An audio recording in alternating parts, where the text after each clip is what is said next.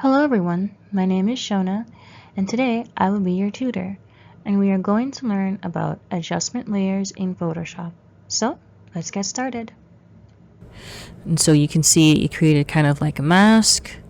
I can increase the reds, decrease the reds, increase the yellows, decrease the yellows, greens, cyan, blues, just increase, decrease. And that's my black and white adjustment layer. See that?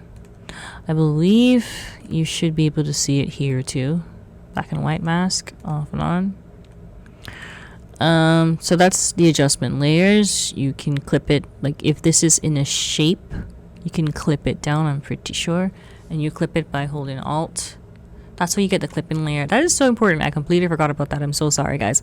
So if you hold on Alt and you hover over like the line in between two layers, you can't just point it at one layer or this one. It has to be literally in between both layers. And you see that little icon pops up.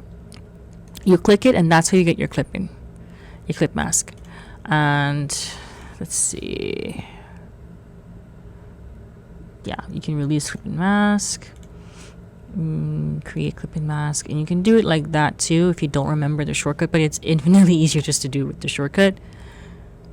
Alt and you clip it. Okay, and you can do it to this one as well, and I can do this one as well. Ooh, that's so cool. Okay, we're done. Sorry, I think I zoomed in really close to this, so I was like, oh, that's so pixelated. It's so fun. I had way too much fun with that. And if you hold down Control, and you see the icon shows up again, and or Control or Command, and you show it right there on the layers image, and you can actually select the layer. So it's really useful if you're trying to select something in a layer. Like I'm gonna draw this one.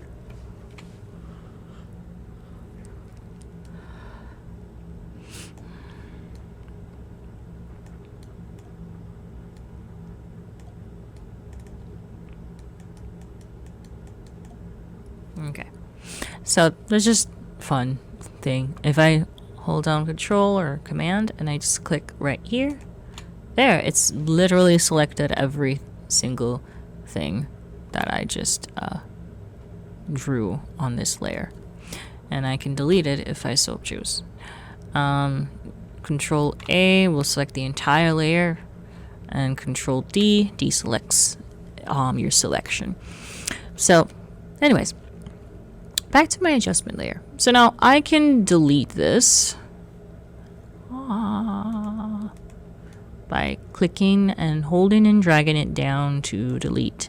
Just delete that. But I can also add a different, hue and saturation. I can make him more green tinted, more desaturated. Oh, he looks kind of zombified. He looks so dead. Oh my goodness. And then I can go ahead and I can add, let's do color balance as well. I'm going to put it on top of the hue and saturation. Now let's move the green over a little bit more. Just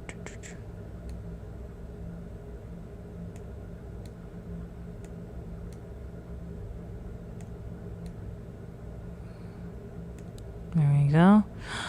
And let's add brightness and contrast. I want to push the contrast up. Is brightness. Actually, nah, let me delete this. Let me add levels.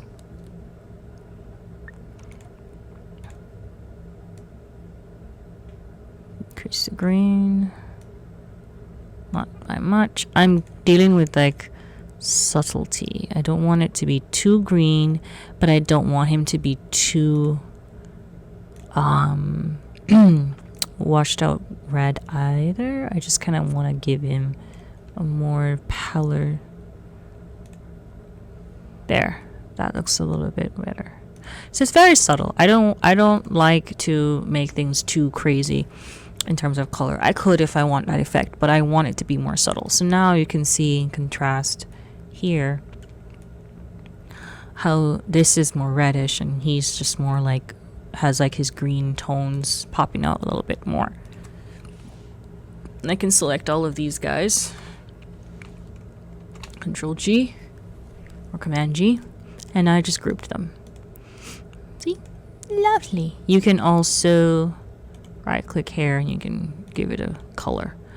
You can't give it a custom color like you can in Clip Studio, but and I think you can actually do this in Procreate as well. But I unfortunately did not have that written down somewhere, so we're just gonna make him. Oh no, I'm gonna make him green because he's green. And let's make.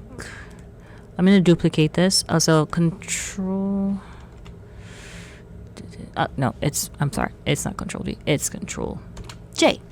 Control J duplicates your layer. Or if you want to duplicate it, you can just click and drag it to this little plus bar right there, plus sign, and it will duplicate your layer. But I only need one duplication. You always want to duplicate something just in case you don't like what you just made, and I would rather not like. I'll be able to keep my stuff. So if you notice, I have my thing. So let's change him to be a little bit more on the blue side.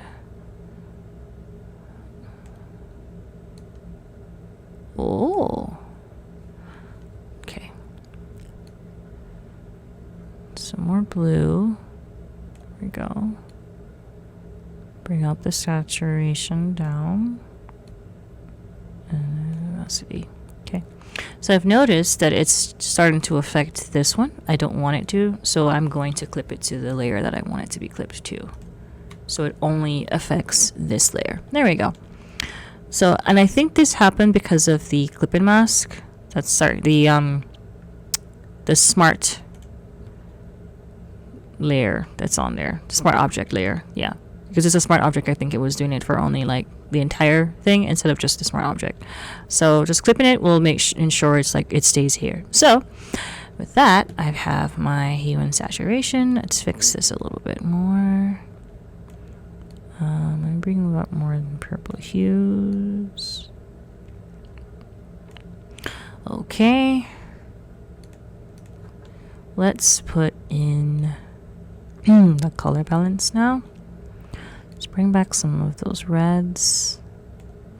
And again, let's clip it to the layer down below. And let's increase magenta and some more greens.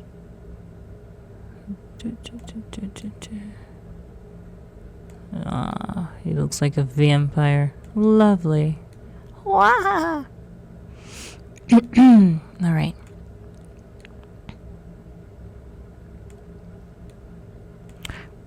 Let's go to this one.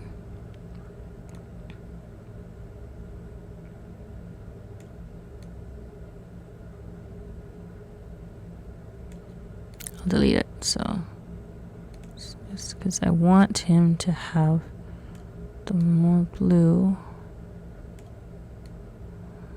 There we go. That's better. It's interesting. This is also how I play with, color theory. Just get my blue. Okay. Let's go to levels. Let's go blue. There we go.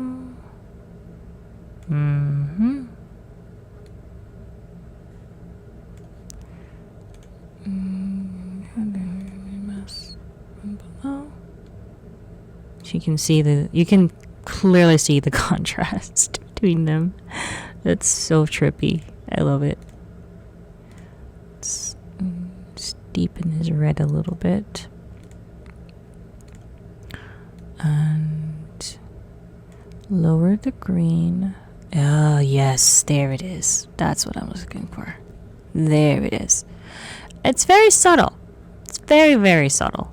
So now, I think I want to increase the brightness. I think he's a little bit too dark, so I'm going to bring the brightness. Let's make it a little bright. There you go, buddy. Increase his contrast a little bit.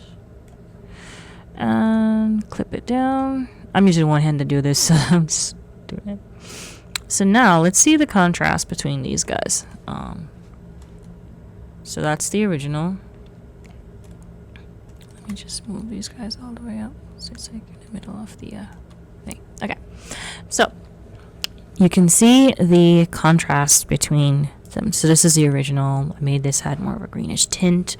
It looks kind of yellowy more though, but it looks greenish. And then I had more blues on this side, and you can really play around with your adjustment layers, but that's just, you know, you can play around with them this way rather than and then having adjustment layers also means it's not actually permanent. So if you just do it, let's make this one blue. If you just do it on the layer itself, so I'm going to duplicate this one more time and I'm going to hide these. And this one, I'm going to rasterize this one so you can see the difference. So if I go here and I go to adjustments and let's do here in saturation, notice it doesn't make another layer. It just kind of, you know, it's on this guy permanently now. So if I change his color, no matter how subtle, let's make him more crazy like that.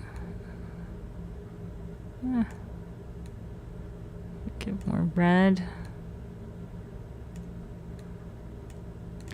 So notice now I can't fix this if I change my mind, but with the adjustment layers I can go ahead and fix these as many times as I want. I just have to be satisfied with what he looks like right here, and I can't do any changes to him. It's already too late. He's gonna be Orange Boy forever. Okay, so it's like it's very much permanent, and that's not, if you're not 100% confident in the colors that you picked, you don't want to do that. You want to just have the adjustment layers, because I can go ahead and I can turn off all of these and see he's basically back to normal. I can turn off all of these adjustment layers and he's fine. See, starting to add them back in. So I can adjust him how many times I want with whatever layer that I want, and he'll be fine. So there's that. I hope you could follow along. The next topic will be about curves and gradient maps in Photoshop. I hope it helps. See you on the next one. Bye.